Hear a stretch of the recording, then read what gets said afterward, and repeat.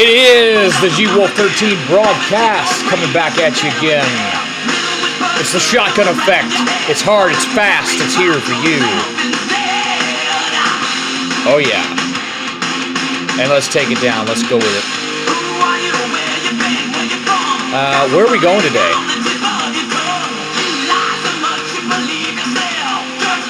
Judge not,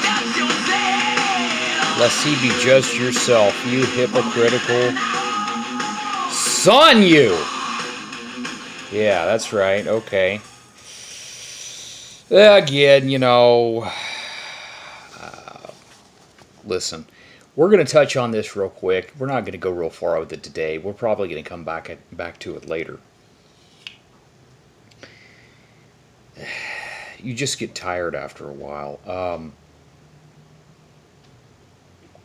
What was one of the things on the list from the other day? It was, oh yeah. If you work at Arby's, your job description might entail putting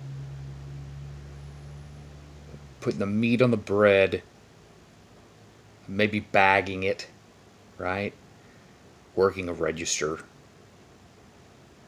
handing it out to the happy customers ready for that wonderful, tasty roast beef sandwich. I'm not trying to plug Arby's, but hey, it's good. If you're a Girl Scout, they set up their little table and they sell that. I like the Girl Scout cookies, I really do. The Thin Mints, those are the ones that are really good. Thin Mints are good, and then the what are the other ones? The with the chocolate and the little stripes on them. You know what I'm talking about?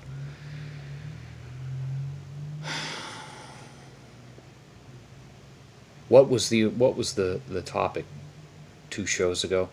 What's wrong with the world?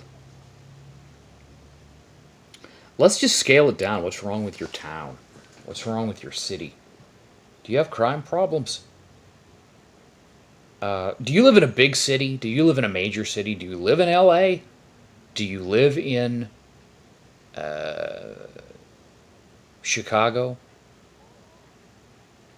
Do you live in Memphis, Tennessee? What's another city hub out there? It doesn't matter. Name one.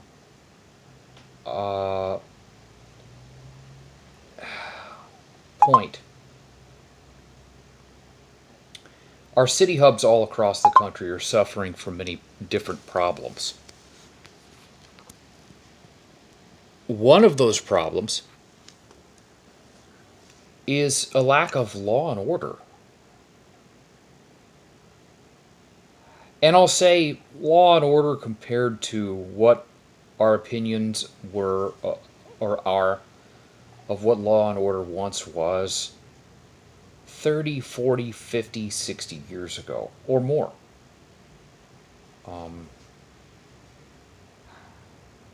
Yeah, people's opinions change over time, and I guess culture changes.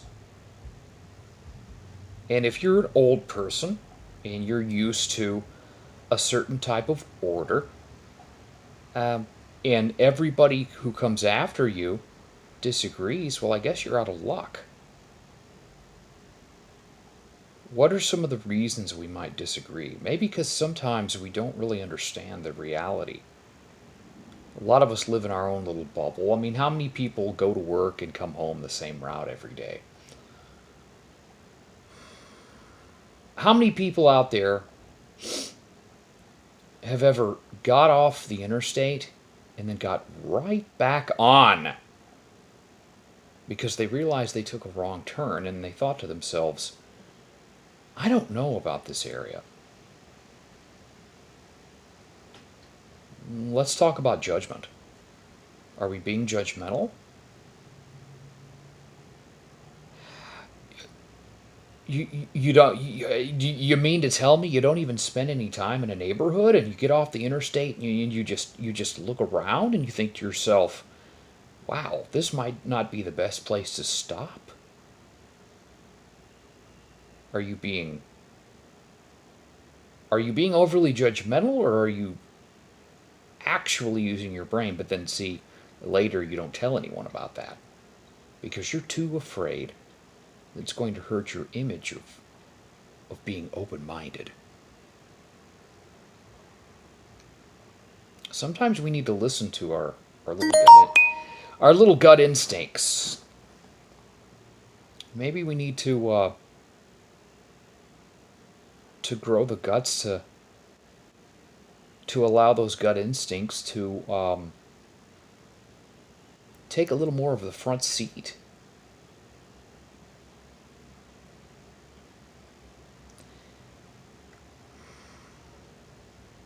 Do we want our police handing out cookies?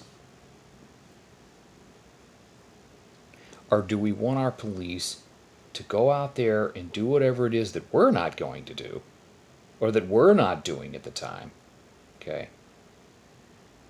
So we can go to sleep at night and not have to worry about it. And is that what we should do? Go to sleep at night and not worry about it when you wake up in the morning and you can step out your front door and not have to worry about getting hit by a stray bullet because your street is unusually clean.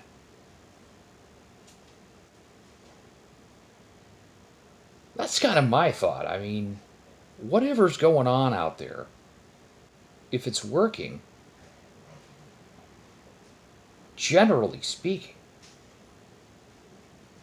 maybe that's what I should do, is go to sleep and not worry about what I'm not doing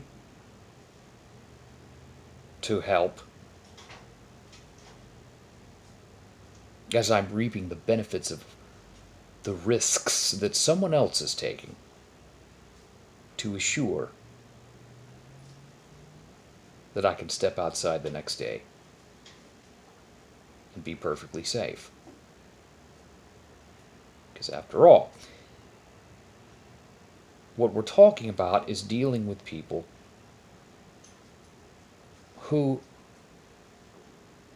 well, don't care, don't have a regard for the law when we're talking about especially violent criminality. Let's dive into the good old Romans 13. It's a piece of scripture that can be used in such a ridiculously wrong way. And unfortunately today, it has been several times over and will continue to be used that way to try to persuade us that we should never fight back against a tyrannical government. But there's a positive point to Romans 13. There's a point that makes sense. And it's interesting.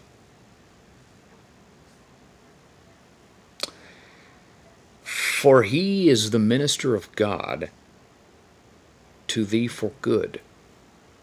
But if thou do that which is evil, be afraid. For he beareth not the sword in vain, for he is a minister of God, a revenger, to execute wrath upon him that doeth evil. Now, if you ask me, those words are very plain.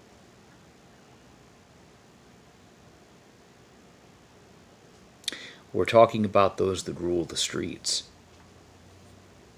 And in what we would refer to as biblical times, 2,000 or plus years ago,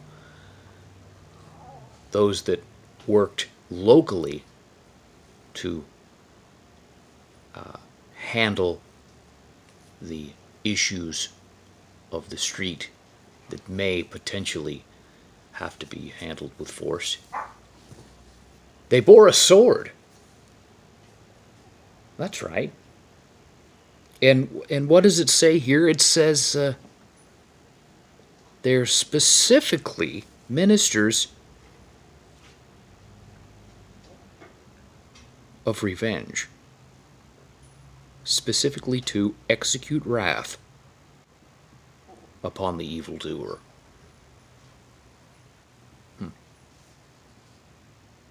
Interesting.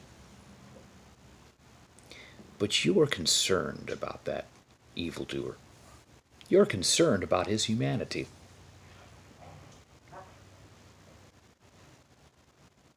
Just like some of these judges and justices are concerned about the pedophile next door, that although they rape children, they're still human and shouldn't be treated like an animal.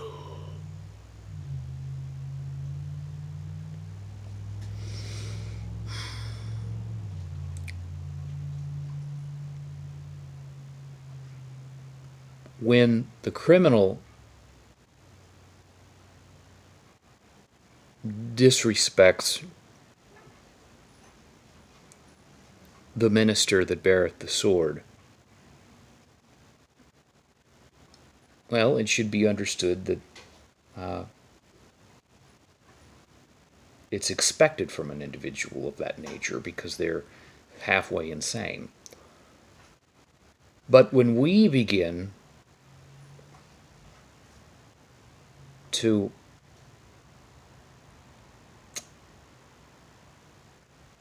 attempt to manipulate policy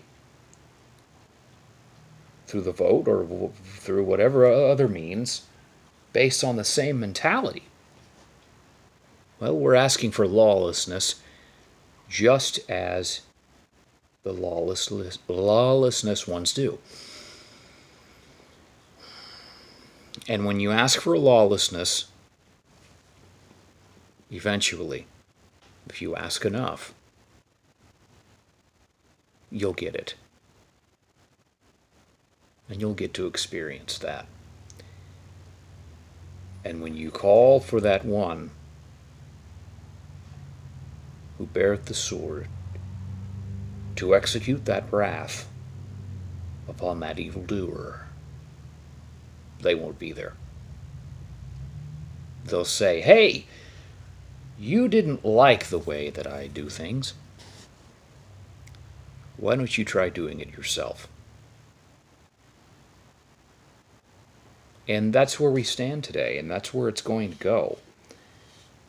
What happened in Ferguson when the power of the local police was taken away? Did we see an instant dispersing of the riotous crowd? No. What we did see was federal police forces marching with the rioters. Wow, that's really going to help.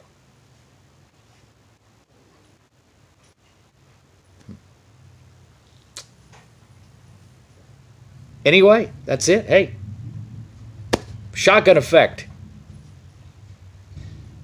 It's for you. And we're going to come back and we're going to discuss more, and we're out of here, man. It's the G-Wolf 13 broadcast, Shotgun Effect. Come back.